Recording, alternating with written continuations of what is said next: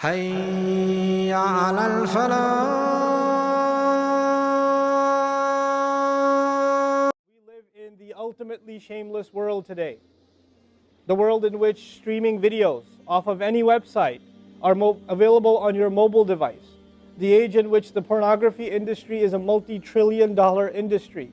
The point of which, the agenda of which is to make sure every one of you is a consumer of filth in one way or another. That every man, woman, and child is exposed to this stuff, and they're hoping you are, so you become addicted to it, so you become yet another consumer. Turning people into animals and perverts. And some of you, unfortunately, have that addiction. And you're watching this stuff online. And you're watching it and saving it on your apps and your mobile devices. And you don't feel bad about it anymore. You've justified it to yourself. And you feel bad about it once in a while, but you go back to it. And as a result, you think, oh, well, at least I'm not hurting anybody. At least I'm not doing it to anybody else. I'm just watching this stuff. It's okay. But you know what's happening to you? Inside, your soul is being just gutted. You have no soul left inside of you. So your prayers are empty and you can't even shed a tear in your salat because your heart is so devoid of the fear of Allah because of the filth you've been watching all this time. It's turned you from a human being into an animal. So you can't even look. A woman passes by and you see a piece of flesh walking by. You don't see a human being walking by that deserves respect. You check everybody out and everything out. You're constantly gawking and staring. You have a hard time putting your eyes down. When you're on the subway, when you're on campus, when you're at work, you're walking down the street, you just can't help it. You see a billboard, you take a second look, you see a third look. You don't miss any opportunity to just to violate your soul with your eyes. You're addicted completely. And then you say, brother, how do I get khushu' and salat? What world are you living in? What world are you living in? Ayyuhal ikhwa, my brothers. Specifically my brothers. And I know some sisters have this issue too. It's a sad reality. Allah says, whoever pursues their urges to be fulfilled outside of the halal, outside of the marriage, whoever pursues that, then they are engaged in an act of aggression. The question is, aggression against who? Because when you say enemy, then you have to say enemy of who? If they've become an enemy, who have you become an enemy to? Allah didn't mention a maf'ul bihi, no jar majroor, nothing related to it. You know what that means? They are an enemy to themselves, their family. They become an enemy even to Allah's teaching. These are the kinds of people. The most important asset you and I have is our hearts. And this shamelessness destroys the hearts. It destroys it. The most precious thing you and I have to preserve is our iman. And these filthy images is destroying your iman. They're tearing your iman apart. Don't let it happen to you. Do not let it happen to you. And I can only talk about this. I can't stop you from doing anything. And nobody else can. You will have to police yourself. You will have to control yourself. You'll have to make the decision, is my iman important enough? Is my salat important enough? Or should I just carry on and pretend? You know what I told you about jazur, right? When you come across evil, you just don't want to deal with it. You just ignore it. There's a lot of people like that. They hear this stuff and they don't deal with it. They just ignore it. And you're jazur. Then you're not from the musallin. Illa al-musallin. If you don't be from the people of jazur, from the jazureen. Don't be from them. The people who just leave it. They don't even deal with their problem. They run from it. And they cave in every time. And they're reactionary. And that's the beautiful thing about the beginning of this passage. Halua, reactionary. Usually we react to temptation. You react to an image and it leads you to a site, which leads you to something else, which leads you to something else. You're constantly reacting to things. You're supposed to learn to have the right reaction, and the right reaction comes when we become people of salat. And I know some of you have tried to quit before and you go back. And you've tried to quit before and you go back again. And you go back again. And you keep falling into that trap. I know some of you have done that. And you're struggling with it. But don't give up on yourself. Don't give up on yourself. And whatever it takes, if you just don't be alone. Don't be by yourself. Be with good friends. Be outside. Study somewhere else. Go to the library and study. Go somewhere where other people are around. Because when you're by yourself, shaitan gets you. And if the fear of Allah isn't enough for you, at least the fear of other people will work for you. At least something's better than nothing. For those, I've said this in other talks before, for the parents here, if you have a computer in the house, please don't make it a laptop. Have a desktop in the house with a really big monitor. Get the biggest monitor you can find. Honest to God, and make sure your Computer is in the kitchen or in the dining room. Don't put it in the living room. Don't put it in the kids' room. Don't put it in your bedroom. Put it in the dining room, facing the public. You want to do homework, do it over there. Though you can't move the monitor this way or that way. It's facing everybody. That's how you should have it. You know? This stuff, we have to take these precautions. Don't give your 11-year-old a smartphone. What were you thinking? That's not very smart. You know? Allah talks about the people who make salah, and He says, I'm describing the people who make salah because this is the mawsuf, al-musallin, then alladhina, all the alladhinas, all the asma' mawsula here are the wasf, the sifa of it, which means the people of salah are the people who protect their shame, are the people who fear judgment day, are the people who, you know, they are constant in their prayers. Now Allah says, now the human being will be informed. What did he make a priority out of? And what did he put on the back burner? That's the translation I'll prefer here. Bima qaddama, what did he give priority to? What took taqdeem for him? What was priority number one? What took precedence? وَمَا أَخَّرَ, and what could wait? What were the things that you put on the back burner? The crime of the human being isn't necessarily that he doesn't do a good deed. The human being says, it can wait. I can do it later. The crime of the human being isn't necessarily that he doesn't leave sin. He says, I'll leave it later. Or, you know, let me do what I want right now. I'll do that later. I have time. Taqdeem and ta'khir, not the grammar one. The one for life. Human beings will be thoroughly informed. What were your priorities? What did you put ahead? What came first for you? What came later for you? Bima qaddama wa akhar. The other meaning of qaddama wa akhar in Tafsir Juz Amma I mentioned also. Qaddama also means what you've sent forward. You've done deeds, you've done works, and every one of them are waiting for you. Our deeds are waiting for us. Kullu nafsin bima kasabat rahina. You've sent collateral over. You've sent deeds over for processing. And you're going to meet those deeds on Judgment Day. I don't meet my deeds now, I just do them now. I will meet them then. وَوَجَدُوا مَا عَمِلُوا حَاضِرًا. They're going to be standing face to face in front of their salats. If your salat was lousy, you'll be standing in front of a lousy salat, staring right at you. That's what it's going to be. If you were lying, cheating, backbiting, angry, arrogant, condescending, whatever you were, we're looking right at you in the face. And then you're going to say, Mali hadal kitab.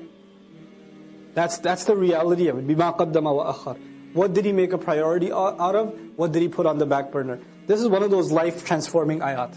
The human being will be thoroughly informed. This was your priority.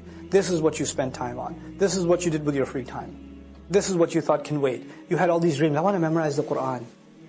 What did you do for it? How many seasons of how many TV shows did you watch instead? That was a priority for you. What you wanted to memorize? Oh, but it can wait though. Inshallah, one day, when my heart is purified, then I shall start. You know? بِمَا قَدَّمَ وَأَخَرَ بَلِ الْإِنسَانِ. No.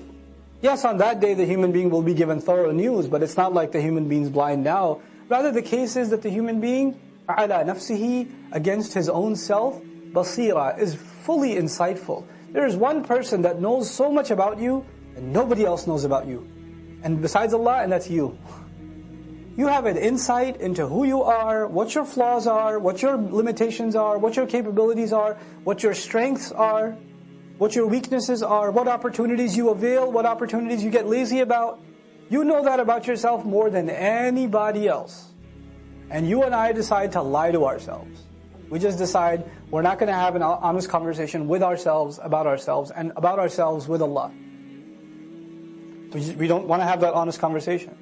For some people, all they want at the end of their life, what is success to them? Maybe I'll own a house. That's success for them. Maybe if I have this much money, that means I have success.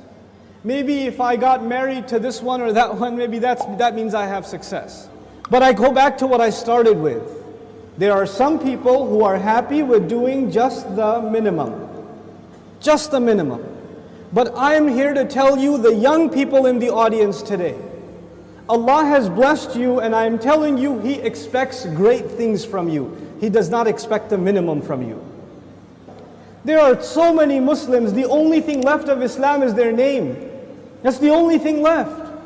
They don't care about salat, they don't care about halal and haram. They're far from this deen.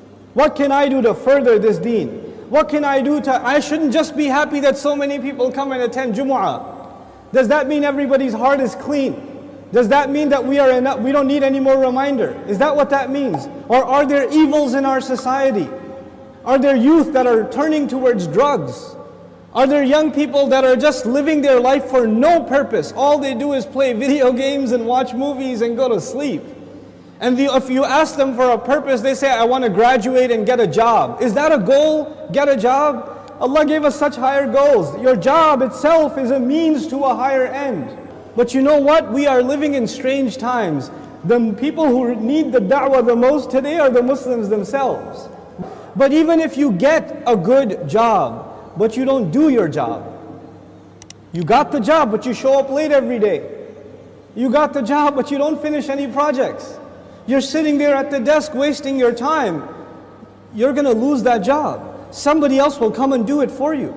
You will not keep that job even if you qualified. Qualifications are not enough. You have to do the work. Allah Azza wa Jal is giving all of us, He's already qualified us. We are people of La ilaha illallah. We are already qualified. But that doesn't mean we're doing the work.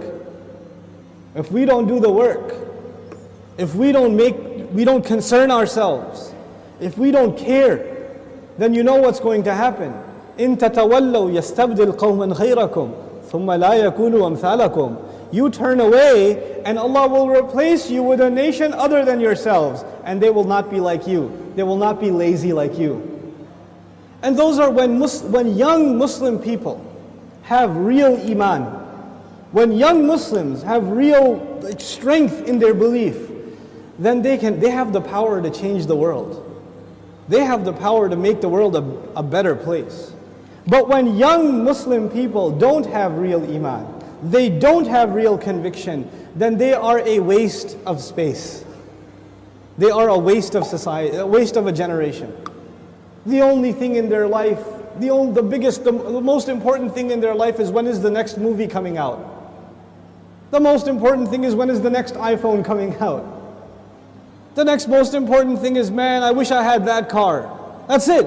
Your life doesn't go any further than that. My teacher used to say that Islam is similar to climbing a mountain. You know, when you're climbing a mountain, you throw a hook and you climb. If you throw a hook not very high, then you will only reach that much. You can't reach any further. If your goal is money, if your goal is a six-pack, if your goal is a car, if your goal is a promotion, if your goal is entertainment, if your goal is girls, whatever your goal is, then you're only going to get that, you won't get anything else. But if your goal is something higher, to serve something more than yourself, you don't live a selfish life, you want to live for the sake of Allah and for the benefit of others, that's how you want to live, then you will benefit yourself definitely, but you will be honored in the eyes of Allah because you set your goal much higher. Our deen in this beautiful ayah, Allah Azza wa Jal describes it, قُلْ هَذِهِ سَبِيلِي. This is my path. As-sabil is a path. And you know what? Allah did not say in this ayah, قُلْ هَذَا دِينِي. This is my deen. Tell them this is my religion. This is my Islam. This is my truth. This is my book. He didn't describe it with any other language except this is my path. And all of you know a path is like a journey. So Islam itself is being described as a journey in this ayah. What does that mean? That means in any journey you have to make progress, right? So even if you take one step, you are more closer to your destination than the day before or the step before. Every single moment you are making progress in a journey. And in this ayah, Allah's Messenger says, sallallahu alayhi wasallam, this religion of mine and this religion of yours and ours, Islam, is a journey, which means I am supposed to do something more for this deen than I did yesterday. And I'm supposed to do more tomorrow and more tomorrow and more tomorrow. I'm supposed to go further.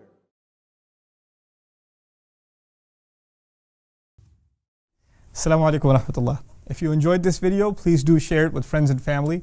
If you want to see more videos from this series, click on the box at the top. If you want to see other videos, click on the box at the bottom. And don't forget to hit the subscribe button. Thanks.